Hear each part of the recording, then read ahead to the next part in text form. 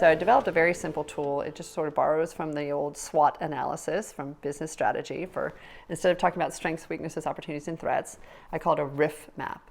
And it's as we look at the future, if we look externally, what is it that we're relieved by? What are we inspired by? What are we frustrated by? And what are we fearful of? For not only am I looking at what I am riffing on, right? Again, relieved, inspired, frustrated, or fearful of, but then what am I motivated to go do about that? Like, how can I go create that? It also helps me create narratives around this because we're really motivated by story, right? Story tells us what we think is possible or not possible. And so I can create narratives around what I'm relieved by and inspired by that help guide that work, or what I'm frustrated by and fearful of, so I know where to put my energy. So we really can step back and, like, rather than just be like ping-ponged or like, pulled here and there to all these stories and not knowing how we should feel, we start to develop more cogent, cohesive narratives around where we want our energy to go. Again, either individually or as a team or as an organization.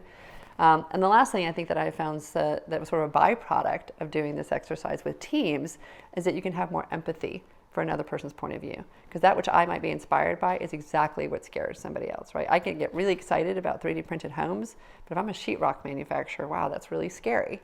Right, so I can have more empathy by why that sheetrock manufacturer would want to tell me that 3D printed houses are not safe, until they're able to build, again, the capacities to be part of that solution.